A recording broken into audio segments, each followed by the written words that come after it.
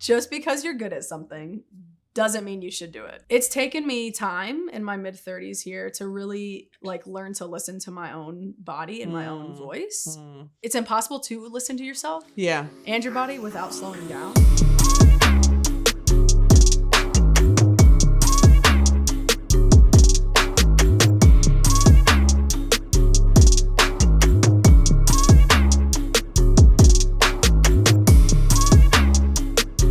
Hi guys, welcome to another episode of Wealth Within Reach, and I am your host, Erica Brown, and I have a great episode for you today. Today, I'm going to be talking specifically to the people who are either almost burnt out, who are burnt out, or who are coming from being burnt out. And my goal for this episode is to hopefully give you permission to maybe think about living your life and doing things a different way that you may have not considered before. And today we have amazing, phenomenal guest, one of my closest friends, one of my advice giver, truth teller, cheerleaders, Workout buddy. dance partner, workout buddy. partner, all the things, mom, wife, believer, competitor, real estate agent, mogul, and real estate investor, coach as well.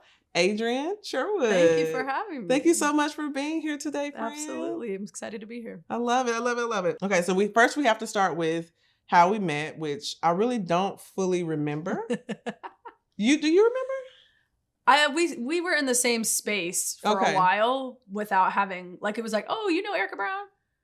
And this was before real estate for both of us. Yes, we were both at the same church. Yes, okay. And I think I was transitioning out. You got your license a year before I did. Okay, yes. And then I actually knew your husband better because he was in the nonprofit world and so was I. Mm-hmm. Yep, that's awesome. Yep. We've been in the nonprofit world, church, somewhere around that lane before you got into real estate. And I got into real estate and you got into real estate shortly after. And I remember just kind of peeking over and I was like, man, Adrienne is killing it.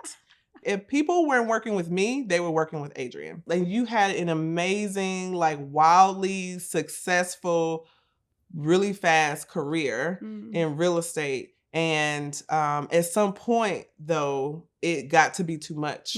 And we talked about that. Actually, we had lots of conversations, just like just being friends and just trying to talk about like how to manage burnout. And it got so bad to where you were almost burnt out and you had just had a baby and you were very close to having a massive breakdown. Yeah, definitely. You want to tell us like more about like what was going on? What was that like? Yeah, man, it's hard to capture all that was going on at that time. But essentially, I had my first child after 2 miscarriages, which was very challenging, in 2019 of December. And so we got into COVID pretty much as soon as he got out of like the 4th trimester. At that point, we were kind of, my husband was doing his thing, working. He wasn't really sure if he wanted to keep doing that. And then I had been doing real estate for like 2 or 3 years. And when the rates dropped and the market went crazy, there was a huge opportunity for me to basically do what I was being told was a successful path to being a real estate, mogul or millionaire. Right. So I hired a business coach and we met, 30 minutes every 2 weeks for like $1 million. I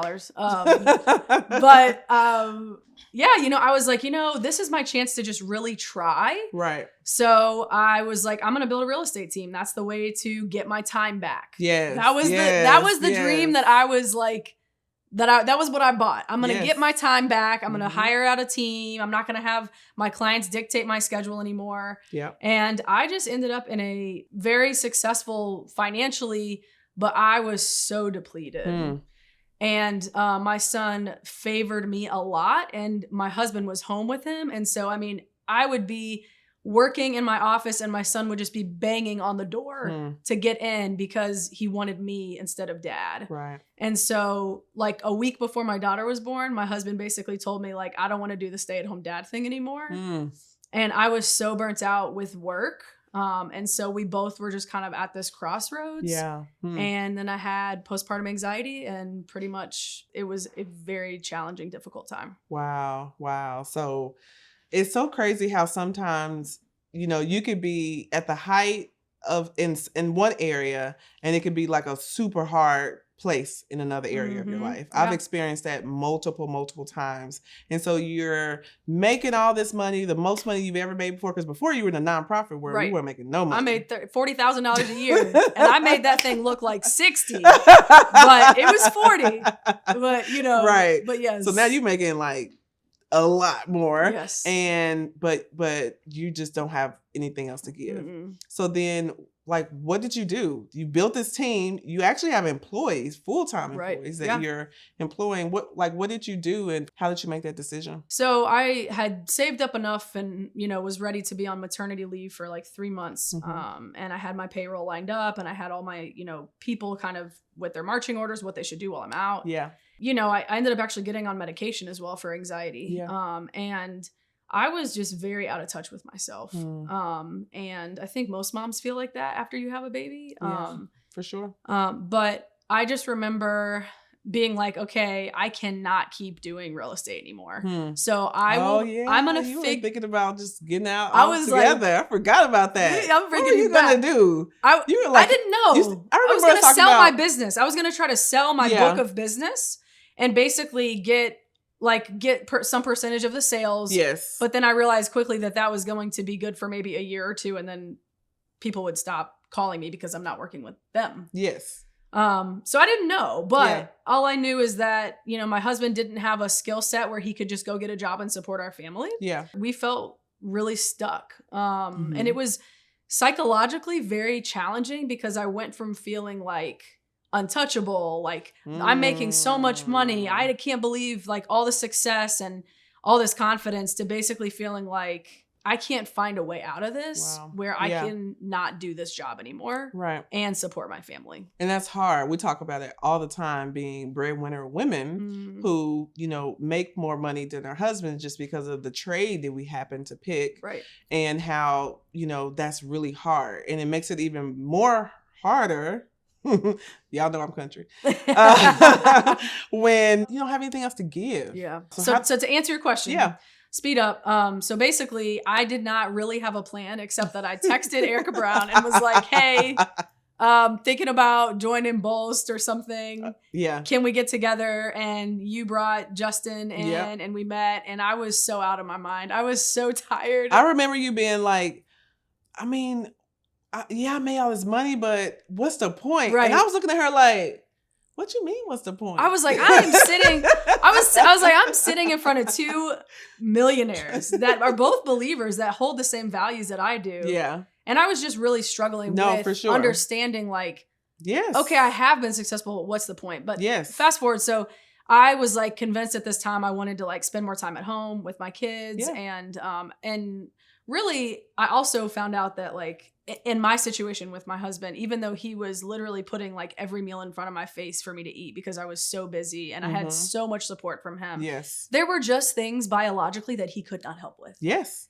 And it just made me feel like I am gone for work. So then if I do want to go out with a friend, my son now doesn't see me even more. And so I just was like, I'm getting the short end of the stick here. And my husband's been home with him all day, which means I come home. I'm doing bedtime. Yeah. Because my husband's been with him all day. Right. And I am tired. Right. And I was pregnant. Yeah. With my daughter. So.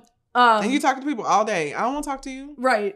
So anyways, I set up this meeting with you, and then you and I kind of kept meeting, and I was very open.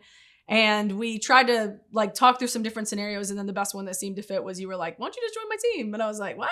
Do you remember that? Yeah. You I remember. I think I called you after we met for like an hour and we couldn't figure it out. You were like, let's keep talking. Let's keep hanging out. And I was like, okay. I was so sad. I was like, man, I really enjoy spending time with Erica. But I got to figure out how to make this work. How can we, we'll just hang out every now and then. And then she called me and I was like, well, if I'm on a team, then that means I got to pay splits and I got to this and that. And I will tell you, that's considered an investment. Had I not ever tried to do it myself, I would not have appreciated like, hey, you take my split. Bye. You're okay, so you're gonna be the one to hire, fire, you're gonna be the one to have all the manage, hard conversations. You're gonna do the quarterly business planning meetings with all the okay, great. I am happy to give you my split. Performance reviews. Exactly. Right. And I will just work with clients, and then I will So I went, I sold like 43 houses the year before, and then my new goal was 24. And then I joined a team and basically worked part-time and was able to support my family. That's huge. Okay. That's huge. Some people can look at that and feel like, man, I was at the height of my career, had this business, and, it didn't work out. So they can easily, our egos can get in the way, right? I've closed a business before. I've closed a couple businesses before, actually. Our egos can get in the way, and we can, I feel like the lies can start feeling like, oh, we're a failure. We're a failure. How did you navigate? Like, did you feel like that, or did you not feel like that? How did you navigate that process? I think that there were certain things that we were building as a team that became really difficult to let go of. And I'll just give you one example. Yeah. My ops manager. Yes. Which go ahead. So I spent 2.5 months in the hiring process. I had like 6 interviews with this person. Yes. And I went through, checked all the boxes as far as how you hire someone. And, it was such a lengthy process. Yeah. And then I quit and basically fire her. And I'm like, but by the way, Erica, the person's team I'm joining is looking for an ops manager. Would you be interested? So Erica inherited and hired my ops manager that I spent 2.5 months and she's training. Amazing. And she's so amazing. She's like talent that it's very hard to find. She's a unicorn. Yeah. So that was something that was like, okay, Erica made a phone call. Yeah. And got to inherit this amazing employee that I spent a lot of time working on. Yeah. But at the end of the day, it was always like, but that's not me. And watching you be you has actually confirmed so many things in me of like, ooh, I love that for Erica, but that's not me. Oh, that's good. That's good. So let's go into that. Yeah. Right. And I talk about it all the time, how we have different strengths, we have different weaknesses, we have different, what I call working geniuses, and we all have different things that we're good at. It doesn't make it bad that you don't like that or that I don't like that. It just makes it different. Let me tell you about my upcoming event. Trust me when I tell you, you're going to want to hear this. It's time to step into a world beyond your typical real estate conference. Imagine walking into the room and you instantly find your people. I would like to introduce you to the Owning It and Living It experience. This is a 3-day unique experience that merges Black and brown culture with real estate insights to help you think about building wealth in a different kind of way. This isn't just about making money, although we know how to do that. This is also about welcoming you into an environment where you feel seen, known, and safe. Join me for an unparalleled experience designed to help you both financially and empower you through the power of real estate. The Owning It and Living It experience is November 1st through 3rd at the Intercontinental Hotel in Atlanta. Yes, sis, we're in Buckhead. To learn more, go to owningitandlivingit.com or scroll down in the show notes and I'll see you there. What was that like for you to now be on the team and you still get to, use your strengths in the way that works for you. And then you also get to learn to be mentored and still be able to, grow your business in the way that works for your life now. Just because you're good at something doesn't mean you should do it. Talk about that a little bit more. That's good. It's taken me time in my mid-30s here to really learn to listen to my own body and my own voice. It's impossible to listen to yourself and your body without slowing down. Yeah. And for me, I really learned so much through the mess of success. Yes. And wanting to, do this and that I had to there were so many times that I had the wrong mentors in my life. And I would go to these mentors and I'd be like, look, we're business planning for next year. And I don't want to sell more houses than I did last year. Right. I want to focus on this goal instead of those goals. Yeah. And no one had an answer for me. Wow. Nobody. Wow. And it was just I did not exist. They didn't see you. No. They didn't see you. You didn't exist because they didn't see you. I didn't fit the model. And so we just didn't know what to do with you. Or they just continued to try to force me into this model. And so I think just being able to take a step back and really ask myself. And I think what I realized was I don't really love I thought I always wanted to be the number one in the room, I guess what you say, the biggest leader. I'm a natural born leader, always have been. Yeah.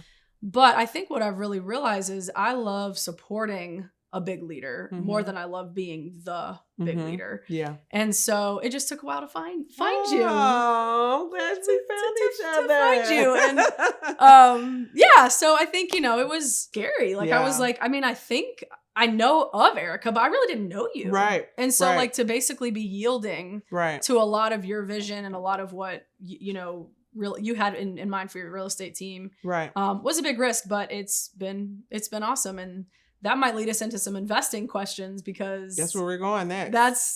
That was like the added cherry on top because most people join your team to get the real estate investing mentor. Right. And what was my mindset when I joined your team with investing? You didn't want to be an investor. She actually had an investment property and she sold it. Yeah. She was like, I don't want to do this. I'm not trying to be an investor. I just like how you have designed your life to work for you. Mm.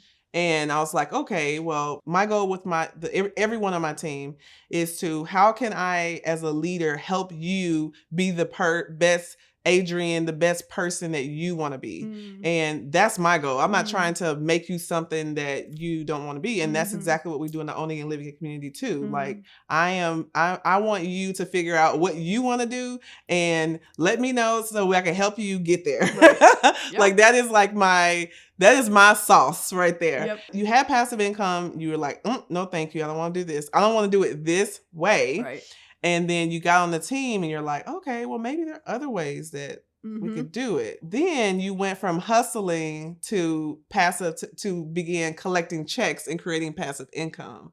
Talk to me about that part. And then specifically how the owning and living it community supported you, because even though you're an agent on my team, you actually went through my mentorship program. Mm-hmm. You paid and went through my mentorship program and joined the program and figured out all the stuff. So I sold my house and, I took that big check. Yeah. I don't know if we're cursing on this episode. Because you, we took what we want to do. Okay. I took that big ass check and I put it in the bank and then I sent it to a brokerage account and was like, hey, y'all let me know how it does in a year. And I was just like, I have made all of my wealth through real estate. Mm. I've made all my wealth through real estate. Yeah. And so it's like, I feel like when I sold that house, I took a well-watered plant that was like right by a beautiful stream and just plucked it out. And like, that was my money. That was what I had. It wasn't growing anymore in the same ways it was if it had just stayed there. Mm-hmm. And so I was like, all right, I think I might need to reconsider this. Right. And I think also when I do it,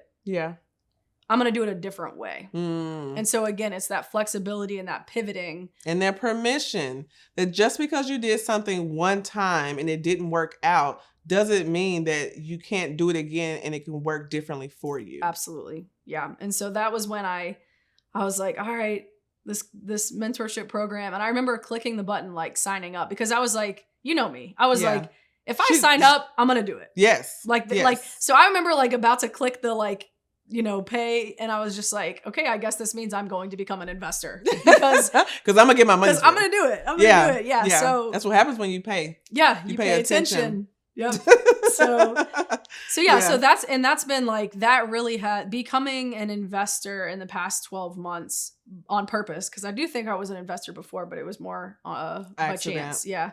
And joining the owning and living community just allowed me to realize like I can be me. Yes. And I can learn from my past and make something work for me. And then being able to talk to you one-on-one and say, hey, here's what I need. Yeah. And to be able to break down, do I need capital? Do I need cash flow? This, and that. That really helped me to see like, oh, okay, I love being a realtor, but there are also times where I don't want to end up where I did last time. Yep. Where I needed to be done or have a break and I couldn't. Yeah. So that was really what drove me. And then lastly, like, in my work with nonprofit, I worked with a lot of like minority communities. Yeah. And it just broke my heart like over and over and over again to see these families struggling financially. Yeah. And so I think what I realized was like through down payment assistance programs and other things through real estate, like, life changing. You can equip people. If you can equip people to have an asset, to then have like, be able to build that generational wealth. Right. So all of those things like are things I'm very passionate about. Yeah. And that's reparations to me. Absolutely. And because I've been on the other side where it's like, it just feels like, if I do it, it's different than your mom or your grandma doing it. Right. And then they're able to, provide for you in the ways that your family needs to. Right. And so being able to to provide those reparations and really be a part of that is like a huge, I feel like is a huge calling that I want to be a part of. That you are a part of that, being a part of the community and being Coach Adrienne. Okay, so since in the last 6 months, since you joined the community or since you went through the program yourself, how many, like, talk to us about how many units you're acquired, and we'll talk a little bit more about that. Yeah, so I essentially went from my own house, 1 door, to 7 doors in 10 months. Wow. 11 months. And so what's the difference between now doing it on purpose versus on accident and with the community? Like, how has that helped you to streamline in such a way where are you feeling burnt out? Are you feeling like you regret it? You know, like what is that? How is that different now? I mean, I think my personality is prone to burnout just based on being a 3 on the Enneagram. Yeah. But I will say, like, I don't feel real estate burnt out at all. And I think I'm a starter. I mean, you just moved this week, so you're probably tired. Literally. Like physically. Literally. I say I'm prone to burnout because that's kind of something about my temperament that I'm aware of that I do try to like pull back. Cause like I remember after buying my first property, it was a duplex in Northeast Ohio. And I remember, you know, I get a little obsessive about things when I like them and it works. And so I remember after closing that deal, I was like looking at my husband and I was like, I think I need to take a month to like not look at the internet and like try to find not my look at property. the MLS. So, you know, it's kind of a start and stop, but I really love that. It's something that I feel like because I have a property manager, it's something that I really feel like I can pick up and put down when I want to and need to. And that has worked really well with this phase of life that I'm in with a 2-year-old and a 4-year-old. Yeah. And your VA. What? Oh, your VA yeah. Yes, your property manager and your VA. Yes, I have an executive virtual assistant, which she's awesome. It's been great. And like, I think my goal was like $1,200 a month in passive income this year. And based on this last move, I think it's going to be like a little over 2,000. Wow. Which in this market is in 1 year. Yeah. Yeah. That's amazing. It's pretty incredible. That's amazing. And what I love is that very quickly, like with the plan, the current plan that we've talked about recently, Adrienne has the option easily in 2024 if she decides to make herself work optional. The original plan was to be work optional within 5 years, and with the right support, with the right mentorship and strategy, if she decides that she wants to, you know, move forward with the plan that we talked about, she'll be work optional next year, which is crazy. It is crazy. It's really crazy. Have you thought about that? You know, it's funny because I love working, which is why I like the idea of work optional. Right. But yeah, I think, you know, it's funny because like each property I would acquire, it would be like a couple $100s a month in cash flow. And you're like, I'm doing all this work and it's just not, but I can like see the vision of like when this cash flow is going to be able to like really make a difference. So I definitely still am stabilizing. But yeah, I can see it though. And I can like taste it. And so it's like, I do realtor life, like, cause I need right now money. Yeah. But then my investor is like long money. Yes. Good. That's future money. I love that. I love that so much. So how has now jumping back into the passive income game, and now getting to a place where you're at the end of the year, you'll be at $2,000 in passive income. And this is after, we're not talking about passive income as, what is it? Rent minus mortgage. And then that's it. We're talking about all of the expenses, including property management fees. And then we're going to be here. How has that helped your mental health? Knowing that, okay, I have some money coming in and it's coming in every month. Granted, my tenants are paying and, you know, I'm not having any crazy things happening. Right. How has that helped your mental health, just knowing that you have that kind of that security there? I think, honestly, I don't know that it has really set in like that yet. I think what helps my mental health more is just knowing like I have the option with this vision and this goals that I have that I can take breaks when I need to. And I think that causes a lot less. That helps my mental health. Yes. Because it allows me to, because with mental health, I mean, if you're anyone who's listening who struggles with that or has struggled with it, you realize and you know how unpredictable it can be. Yeah, that's true. And sometimes you're like, okay, I don't know why, but I feel really depressed today. Yeah. And I want to just stay in bed and, you know, but I can't, you know, or I just like cannot pick up one more toy off the ground. Yeah. You know, like I am just so tired of wrestling my toddler that's an alligator to put the diaper on. And so, you know, I do think that like just being able to have a little bit more of that space and that control definitely helps. That's really good.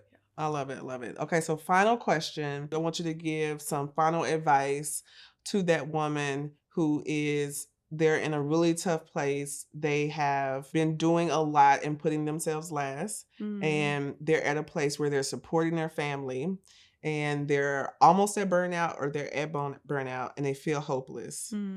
What type of encouragement can you give to them to of like just easy, like 1 or 2 steps what they can do today to start taking back control of their situation? I like felt that in my bones when you were talking. So to the listener who is all of those things, you know, I would really say like, look at your calendar today and just decide, is this something that I really feel like I have to do? Or is this something that I actually need to do? And I would just look at your calendar today and just decide, even though I have been there every Wednesday for the last year to read the mystery reader book, is that something I have to do? Yes. Is that something I'm holding myself to, or is that something that like the kids are going to remember for the rest of their life? Exactly. So that would be step 1. Look at your calendar for today and tomorrow and just decide what can you do, and then turn your phone off and just sit still or whatever you need to refill yourself during that time. And then do it for the next week. And then secondly, I would just say some of the best like parenting advice I feel like I've been given recently is don't worry so much about raising your kids as much as wanting to enjoy your kids. That's really good. And I really loved that because I was like, as a like achiever, I'm going to be the best mom ever. Like so many times I'm like, and then I'm going to do this and I'm going to do that. Cause you know, all that translates whether it's business or home. And it's like, man, like maybe almost a little Mary Martha too. Like maybe I need to like not worry about picking this up right now and just like sit on the floor and roll the ball with my son. And so, so I would just like really figure out what is it that you need to do to enjoy your kids. If you're a mom and if you're not a mom, like, what is it that you can do to bring yourself joy? And pleasure. Yes. And and whatever those things are, like work at those as hard as you do other people's needs or your business goals. That's good. And then like my kids will become a lot like me. So if I am doing these things for myself, if I'm doing the work for myself, if I'm listening to my body, I hope that means they'll start listening to their body and just try to embody all of those things. And just know that you're not crazy. You're not crazy. You're carrying a lot. And if you don't have people around you that can like hold that space, hold that with you and contain that, then please find other people who are living similar lives that can actually sit with you in that space, because it's not so much the emotions that are overwhelming, it's being alone in those emotions. Because you think you're the only one going through it. Exactly. So if I can just know that other people can see me in those spaces, it can take so much of that like loneliness and that emotional weight off. That's so good. You've been one of those people for me. Oh, thank you. You've definitely been that way for me too. You've been that for me too. Thank you. That's awesome. Thank you so much for being here. Thank you for having me. Thank you so much for listening to another episode of Wealth Within Reach. I will see you next time.